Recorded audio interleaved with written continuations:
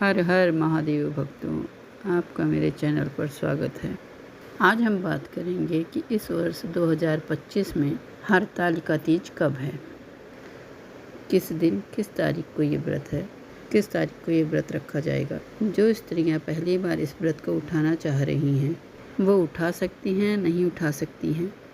पहली बार व्रत उठाने का नियम क्या है और उसकी विधि क्या है।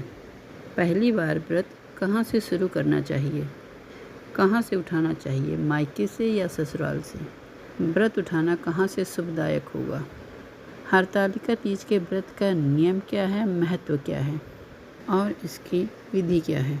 हरतालिका तीज की पूरी विधि आपको इसी में प्राप्त हो जाएगी। हरतालिका तीज जो कि भादो मास के शुक्ल पक्ष के हस्त नक्षत्र युक्त तृतीया तिथि को किया जाता है। यह व्रत भगवान शंकर और माता पार्वती के लिए होता है। इस व्रत में सभी सुहागिन महिलाएं अपने पति की लंबी आयु के लिए व्रत रखती हैं। उत्तम जीवन और खंड सुहाग के लिए हरतालिका तीज का व्रत करती हैं और कुंवारी कन्याएं सुयोग्य उत्तम मनोकामना मनवांछित वर प्राप्ति के लिए हरतालिका तीज का व्रत करती हैं। यह व्रत कठिन व्रतों में एक व्रत माना जाता है। ये व्रत 24 घंटे का होता है जो कि निराजल और निराहार रहकर किया जाता है। इस व्रत में भगवान शंकर और माता पार्वती पूजन अर्चन और वंदन करने का नियम है। जो स्त्रियां पहली बार इस व्रत को करने जा रही हैं, उठाने जा रही हैं, वो ध्यान से सुने। इस बार ना तो मनमास है और ना ही अधिक मास और ना ही कोई तारा अस्त है। इसलिए जो भी इस बारी पहली बार व्रत उठाने चाह रही हैं वो उसके लिए बहुत ही शुभ है ये समय व्रत उठाने के लिए। व्रत कहाँ से उठाना चाहिए, कहाँ से शुभदायक होगा। आप मायके में हो या ससुराल में, जहाँ पर भी हो वहाँ से इस व्रत को उठा सकती हैं। जो पहली बार एक व्रत को उठाने जा रही हैं उनके लिए एक विशेष नियम है। उन्हें इस व्रत में कोरा वस्त्र पहनना चाहिए। कोरा अर्थात नया वस्त्र पहनना चाहिए और सुहाग की सारी सामग्री नई होनी चाहिए। जो स्त्रियाँ ये व्रत को पहले से करती चली आ रही हैं, यदि उनके लिए नए वस्त्र संभव न हो तो साफ और स्वच्छ वस्त्र पहन करके पूजा करें। लेकिन जो लोग पहली बार इस व्रत को उठा रही हैं उन्हें नया वस्त्र ही पहनना है। सरगी खाने का भी विधान है और जिनके यहाँ सरगी खाया जा सकता है वो सरगी खा सकती हैं। सरगी सुबह 4 बजे से पहले ही खाना होता है और फिर उसके बाद ब्रह्म मुहूर्त में उठ करके प्रातःकाल स्नान करके व्रत का प्रारंभ करना चाहिए। जैसे नित्य प्रतिदिन आप अपने मंदिर में उस दिन सुबह ऐसे ही पूजा करना है। स्नान आदि करके स्वच्छ और साफ कपड़े पहनकर आसन लगा करके बैठ करके कुछ दिन भगवान का ध्यान करें।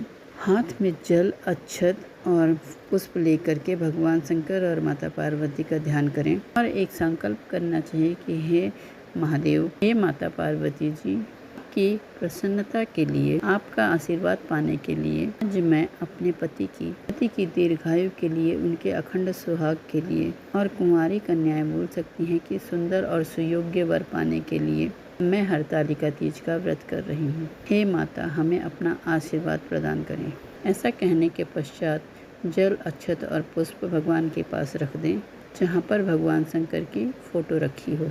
उसके बाद में धूप दीप जल अक्षत आदि से पूजा करके सही पूजन कर लीजिए और दिन भर व्रत रखें। ये व्रत निराहार और निर्जल का होता है, इसलिए आप बिना कुछ खाए पिए ही ये व्रत रखेंगे।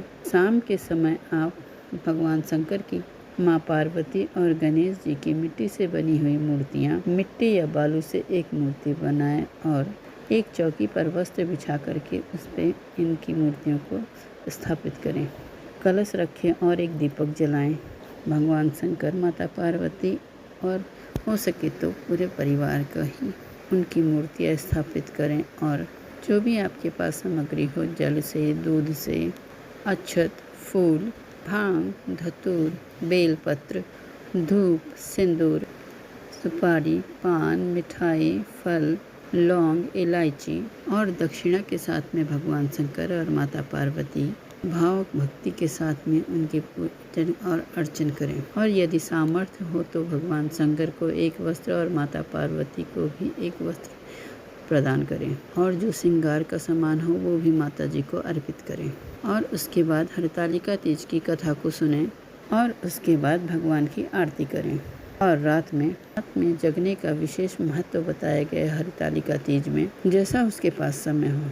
अगर पूरी रात जाग सके तो रात भर जाग करके भगवान का भजन कीर्तन करें और अगले सुबह प्रातःकाल ब्रह्म मुहूर्त में ही उठ करके सुहाग लेना चाहिए। उसके बाद में मूर्ति को किसी स्वच्छ जगह में, सरोवर या नदी में विसर्जित करना चाहिए। जो स्त्रियां इस तरीके से भगवान शंकर और माता पार्वती का पूजन करते हैं, भगवान शंकर का और माता पार्वती का उन्हें पूर्ण आशीर्वाद प्राप्त होता है। अखंड सौभाग्य और उत्तम सुयोग्य वर की प्राप्ति होती है और स्त्रियों की सभी मनोकामनाएं पूर्ण होती हैं।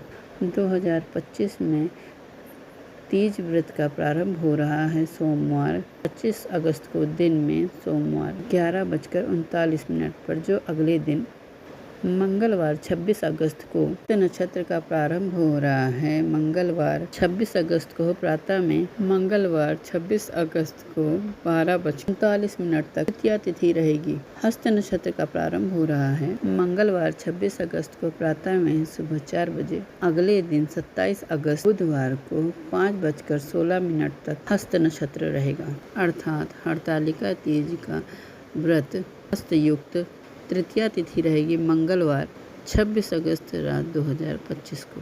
हरतालिका तीज का व्रत मंगलवार 26 अगस्त को व्रत किया जाएगा।